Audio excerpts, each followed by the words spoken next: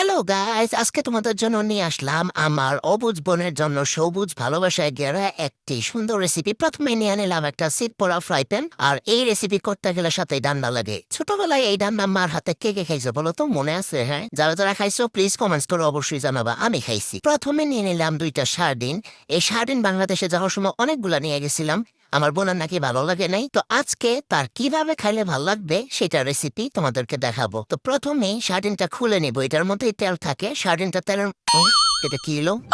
যার ব্যাপার না, আমি আরেকটা নিয়ে নিব। এটা থেকে একটু তেল নিলাম। তো আমি 2টা সার্ডিন রান্না করব, তাই আরেকটা কন্টেনার নিয়ে এলাম। এই কন্টেনারটা খুব সুন্দর করে খুলতে হবে।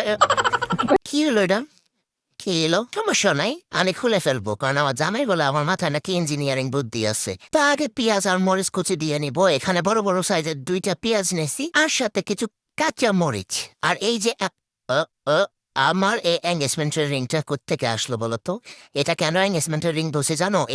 এই রিংটা দিয়ে এঙ্গেজ হয়েছে দেখে কিন্তু আজকে আমি পাক করে মানে কিচেনে। যাই হোক, এই সার্ডিনের মধ্যে যে তেলটা আছে, তেলটা দিয়ে আমি পেঁয়াজটাকে খুব সুন্দর করে ভাজা ভাজা করে নিব। আর হ্যাঁ, তোমাদের উদ্দেশ্য বলতেছি, পেঁয়াজের মধ্যে কিন্তু লবণ দিয়ে দিলে পেঁয়াজটা খুব সুন্দর করে ভাজা হয়, আর সাথে নরমও। ফ্রিজ খুলে দেখি টমেটো নাই। তো খুঁজতেছি চুকা বারণ লেগে আছে কই আমার দাদির। তো খুঁজা পাইলাম না, কি আর করা, সালাদের টমেটোই দিছি।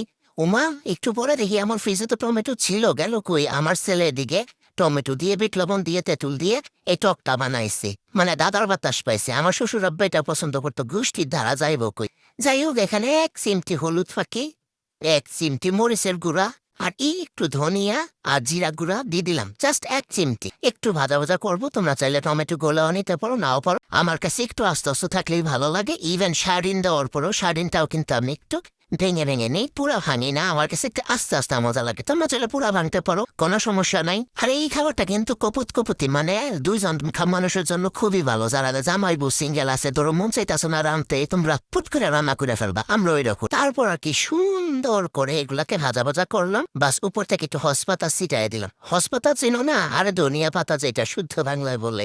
ধনিয়া পাতা না দিলে এই খাবারের কোনো মজাই নেই। সরি, রেডি হয়ে গেল আমার সিম্পলের ভিতরে গর্জিয়াস রান্না, সাথে একটু লেবু। আহ, কি মজা! আর লেবুটা দেখে মনে হইতাছে এখন সীমার মার বাড়ির থেকে রাতের অন্ধকারে তার বাগান থেকে লেবুটা চুরি করে আইনা একদম গরম পাপ বিরা খাইতেছি। কি যে মজা! আমার অবুঝ বোনের লেগে সবুজ ভালোবাসা দিয়ে আই সিম্পলের ভিতরে গর্জিয়াস রান্নাটা বানায় শিখাইলাম। যদিও আমার এখানে কোনো লাভ নাই। এই রান্না তুমি তোমার জামাইয়ের এই রান্না করে খাওয়াই। এবার বিয়া করে জামাই নিয়ে রান্না করে খাও।